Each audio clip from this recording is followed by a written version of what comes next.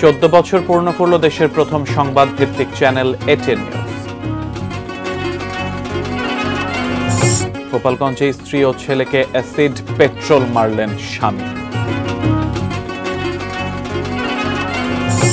এবং নানা আয়োজনে পালিত হচ্ছে ঐতিহাসিক 6 দফা দিবস। Sponsored by Walton Non-Stop Millionaire Offer, RR Kabel and Abiba Finance Limited.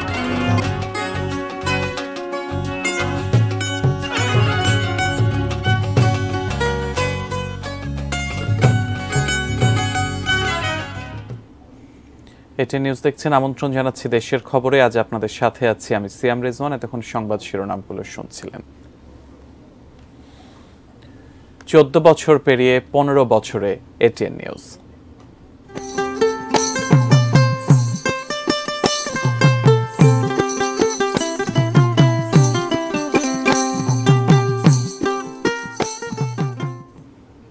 ATN নিউজের 15ই পা।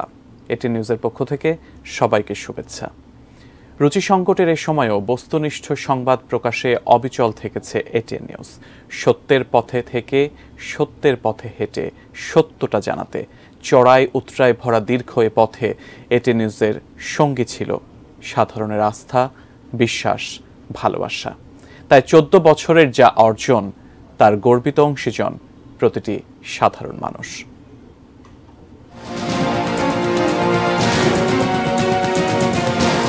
যাত্রা শুরু 2010-এর 7 জুন দেশের প্রথম সংবাদ ভিত্তিক চ্যানেল এটিএন নিউজের। দেখতে দেখতে পথ চলা 14 বছর। দেশের প্রথম সংবাদ ভিত্তিক চ্যানেল হলেও কালে কালে এ ধারায় যুক্ত হয়েছে আরও নতুন অনেক মুখ। তবে ভাইরাল, ক্যাচি কন্টেন্ট আর হলুদ সাংবাদিকতার ভিড়ে কখনোই নিজেদের পরিচিতি হারায়নি দেশের সংবাদ ভিত্তিক প্রথমে চ্যানেল। শীর্ষে ওঠার অসুস্থ প্রতিযোগিতায় গা ভাসায়নি কখনো। কারো পথ দেখাতে হয় আর কেউ চলে সে পথে, আর সে যাত্রায় অগ্রগণ্য এটিএন নিউজ। দায়বদ্ধতার ভেতর দিয়ে সময়ের সঙ্গে তাল মিলিয়ে সাধারণের এ চ্যানেল বলিষ্ঠ কণ্ঠ এখন সাধারণের। ন্যায়ের পথে থেকে ন্যায্যতা আদায়ে সদা সচেষ্ট এ সংবাদ মাধ্যম সর্বদা দায়বদ্ধ থেকেছে বস্তুনিষ্ঠ সংবাদ প্রকাশে। এটিএন নিউজ অনেক ব্রেকিং নিউজ দিয়েছে, সবার আগে অনেক খবর দিয়েছে। এটিএন নিউজের খবর হবে বস্তুনিষ্ঠ, সত্য, 100% সত্য, এই গ্যারান্টি আমরা দিতে পারি। কেমন আছেন? অনেক ভালো।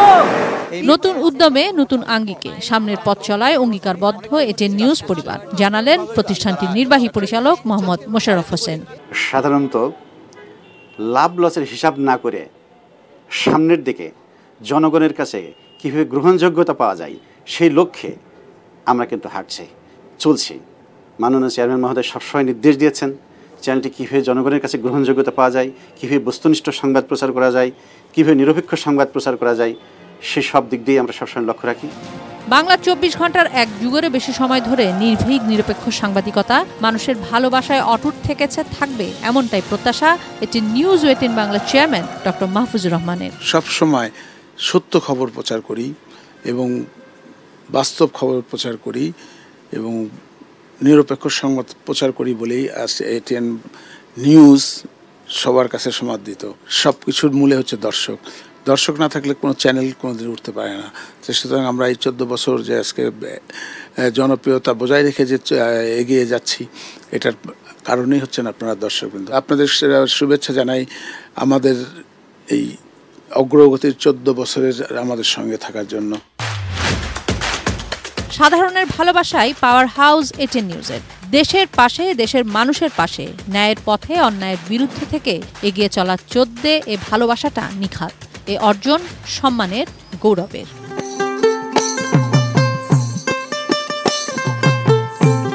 কিশোর জাহান, এটিএন নিউজ, ঢাকা। এদিকে 14 বছর পূর্তিতে এটিএন নিউজের সংবাদকর্মী, কলাকুশলী এবং কর্মকর্তা কর্মচারীদের অভিনন্দন জানিয়েছেন রাষ্ট্রপতি মোহাম্মদ শাহাবুদ্দিন ও প্রধানমন্ত্রী শেখ হাসিনা। আলাদা বাণীতে তাঁরা এই শুভেচ্ছা জানান। রাষ্ট্রপতি তাঁর বাণীতে উল্লেখ করেন এটিএন নিউজ এই 14 বছরে নিরপেক্ষ সংবাদ ও রুচিসম্পন্ন অনুষ্ঠানমালার মাধ্যমে জনগণের আস্থা অর্জনে সক্ষম হয়েছে।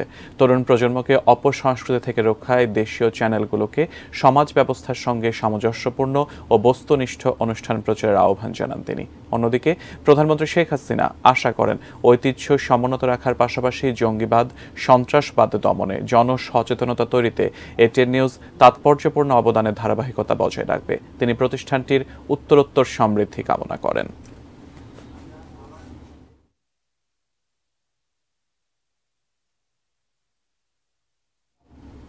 বাজেটোত্তর সংবাদ সম্মেলন করছেন অর্থমন্ত্রী আবুল হাসান মাহমুদ আলী। আমরা ওসমানী স্মৃতি মিলনায়তনে সেই সংবাদ সম্মেলনে আবারও সরাসরি যুক্ত হচ্ছি। কিন্তু আমরা প্রস্তাবিত বাজেটে দেখলাম তালিকাভুক্ত কোম্পানির কর না কমিয়ে তালিকা বহির্ভূত কোম্পানির কর্পোরেট কর 2.5% কমানোর প্রস্তাব করা হয়েছে।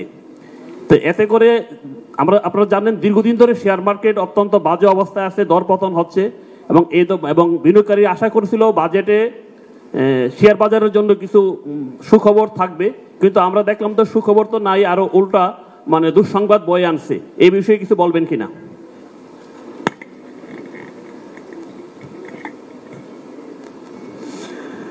আসলে এটা মনে হয় একটি, আমি জানি না ঠিক কতটুকু শেয়ার বাজারের জন্য বা ক্যাপিটাল মার্কেটের জন্য effective tools only duty rate কমিয়ে রাখা। কারণ ডিউটি রেট দীর্ঘদিন কমিয়ে রাখা ছিল, তাতে করে কি ক্যাপিটাল মার্কেট আমাদের খুব বেশি ফুলে ফেঁপে খুব বেশি ভালো একটা অবস্থায় ছিল। অনেক ধরনের কর ইনসেন্টিভ দেওয়া ছিল, তার রেজাল্ট কি আমরা খুব বেশি ভালো দেখতে পেয়েছি ক্যাপিটাল মার্কেটে, নাকি ক্যাপিটাল মার্কেটের সমস্যা অন্য কোথাও, বা ক্যাপিটাল মার্কেটের সমস্যা আসলে কি চিহ্নিত করা হয়েছে কিনা? আপনারা সবসময় মনে করছেন যে এই শুধু বুঝি কর ছাড়ই ক্যাপিটাল মার্কেটের একটি ভালো জায়গা ক্যাপিটাল মার্কেট গ্রো করার। কর ছাড়ের এই চর্চা তো দীর্ঘ সময় ধরে ছিল। এখন যেটি হয়েছে যে আমাকে রেভিনিউ জেনারেট করতে হবে। কর ছাড়ের যে জায়গাটাই, সেই জায়গাটি আমরা আস্তে আস্তে একটু কমিয়ে আনার প্রচেষ্টার মধ্যে আছে এবং আসতে হবে। উন্নত দেশ করতে চাই, পদ্মা সেতুর কথাই বললেন, পদ্মা সেতুও করতে চাই, তাহলে আমাকে তো রেভিনিউ জেনারেট করতে হবে। সেই জন্য আমাদের একটা প্রক্রিয়া, বিভিন্ন জায়গায় কর ছাড়ের জায়গাটাকে একটু কমিয়ে আনা। এবং আমাদের যেটি এমনি আপনারা খেয়াল করেছেন হয়তো যে অনেক জায়গায় কিন্তু আমরা এখন কর ছাড়ের এই অব্যাহতির প্র্যাকটিসটা আমরা আস্তে আস্তে সংকুচিত করছি। এখানেও 5% গ্যাপ যেটা দেওয়া আছে, সেই 5% গ্যাপ দেওয়ার পরে কিন্তু 20%-এ কর্পোরেট ট্যাক্স এসে দাঁড়িয়েছে। তো 20%-এর নিচে একেবারে 15% যদি কর্পোরেট ট্যাক্স করা হয়, তাহলে তো আমাদের রেভিনিউ জেনারেট করবে না। 15% পর্যন্ত তো কর্পোরেট ট্যাক্স মনে হয় আমাদের রাষ্ট্র এখনো সেই অবস্থায় আসেনি। সেই জন্য আমরা যেহেতু নন লিস্টেড কোম্পানিরও রেট কমাতে হয়েছে, লিস্টে তো তার সাথে রেট কমাতে হয়েছে, কিন্তু কমায় একেবারে তো এমন অবস্থায় যেতে পারছি না যে আমাদের রেভিনিউ কালেকশনের উপরে বিরাট হুমকি হয়ে যাবে। ধন্যবাদ। আসসালামু আলাইকুম। মাননীয় অর্থমন্ত্রী, আমার নাম কাজী আজিজুল ইসলাম, আমি 71 টেলিভিশনে কাজ করি। আমি দেখছি আপনি অর্থনীতির শিক্ষক, আপনি ডিপ্লোমেট ছিলেন। আমরা গ্লোবাল স্ট্যান্ডার্ড একটা বাজেট আশা করেছিলাম, কিন্তু আমার কাছে মনে হয় যে পরিবর্তিত সময় আপনাকে অস্বস্তিতে ফেলে দিয়েছে। আমি গাণিতিকভাবে হিসেব করে দেখলাম বাংলাদেশের বাজেট বেড়েছে এবার মাত্র 4.67%, যেটা আমরা এখন বাজেটোত্তর সংবাদ সম্মেলনে ছিলাম। দেশের খবর দেখছেন, বিরতির পর ফিরছে আরো খবরাখবর নিয়ে, সঙ্গেই থাকুন।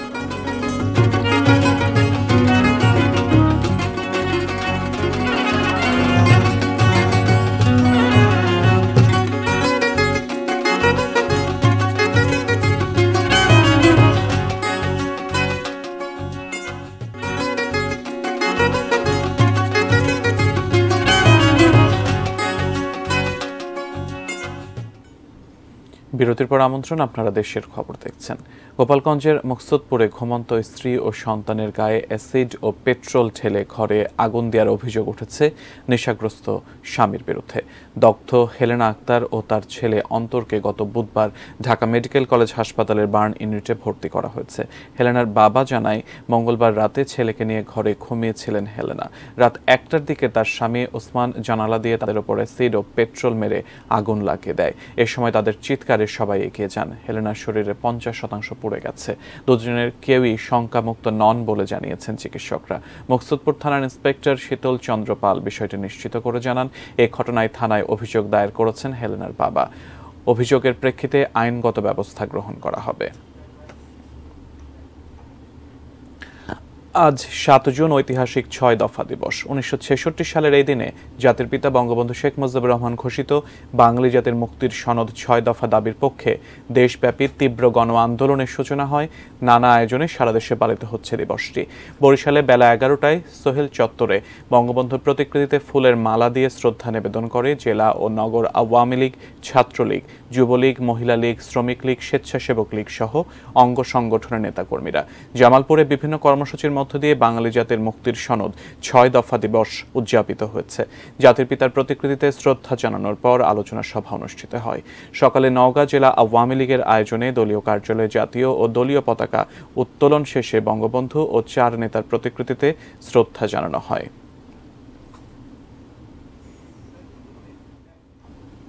দেশের খবর থেকে আবারও বিরতিতে যাচ্ছি, সঙ্গেই থাকুন।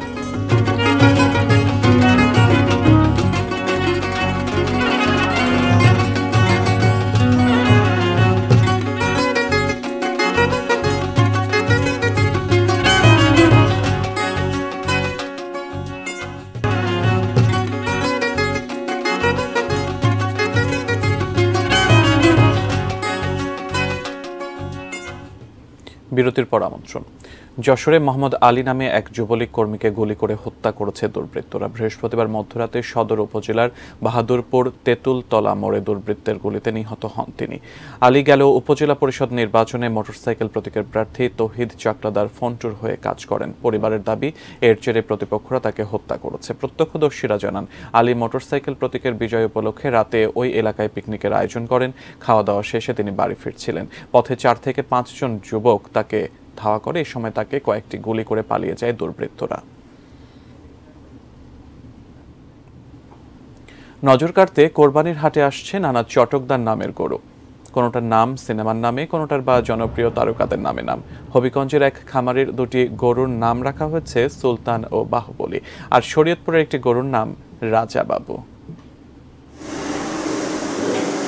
হবিগঞ্জের সবচেয়ে বড় গরুর খামার আন্দিউরা pure and organic dairy farm. Muttakin চৌধুরীর এই খামারে প্রস্তুত 90টি ষাঁড়। তাদের মধ্যে সবচেয়ে আকর্ষণীয় দুটোর নাম সুলতান ও বাহুবলী। সুলতানের ওজন 900 কেজি ও বাহুবলীর ওজন 780 কেজি। সম্পূর্ণ দেশীয় পদ্ধতিতে সবুজ ঘাস ও দানাদার খাদ্য দিয়ে লালন পালন করা সুলতান ও বাহুবলীরা কোরবানির হাটের জন্য প্রস্তুত। প্রতি কেজিতে 60 টাকা করে আমার খরচ আসে, খাদ্য খরচ আসে, তারপরে ইউটিলিটি বিল, শ্রমিক বিল দিয়ে আমাদের খুব বিপাকে পড়তে হয়। তবে এইবার মাননীয় সরকার সারা বাংলাদেশে যে রেট দিচ্ছে 550 টাকা লাইভ ওয়েট, যদি আমরা এই লাইভ ওয়েটে আমরা গরুগুলো বিক্রি করতে পারি, আলহামদুলিল্লাহ মোটামুটি আমরা টিকে যাব। যারা দেশীয় পদ্ধতিতে শুধুমাত্র দেশি ঘাস, যেটা এখানে প্রচুর পরিমাণে এখন বর্তমানে ঘাস উৎপাদিত হচ্ছে, এই ঘাস খাওয়ানোর পরে তাদের যে গরুটা হচ্ছে, এখানে কোনো ক্ষতিকারক কোনো কিছু নাই। ঈদুল আজহাকে সামনে রেখে হবিগঞ্জ জেলায় 1,02,000 গবাদি পশু প্রতিপালন করা হয়েছে। শরীয়তপুরের ভেদরগঞ্জ উপজেলার মহিষার ইউনিয়নের পুটিজুরি গ্রামের সোনামিয়া হাওলাদার পারিবারিকভাবে লালন পালন করেছেন রাজাবাবুকে। ওজন 30 মণ, উচ্চতা 7 ফুটের বেশি। এর দাম হাঁকা হচ্ছে 25 লাখ টাকা। জেলাবাসীর আগ্রহের কেন্দ্রে রাজাবাবু। তবে শরীয়তপুরে বিভিন্ন খামারে 1 লাখেরও বেশি কোরবানির গরু প্রস্তুত করা হয়েছে। আমি আজকে 4 বছর ধরে পালতে আছি। দেশি আমি খাদ্য খাওয়াইতেছি, ঘাস কুড়া কাছাকাছি গেছে। কুরবানিতে মনে করেন 10 লাখ টাকা আপনার বেচতে পারতাম, আপনার বেশি নয়। এই বছর আপনার 25-30 আমার বেচার আপনার একটা চিন্তা ভাবনা আপনার আছে। Shahidul Rana, desk report, ATN news. দেশের খবর ছিল এ পর্যন্ত। এতক্ষণ সাথে থাকার জন্য ধন্যবাদ সবাইকে।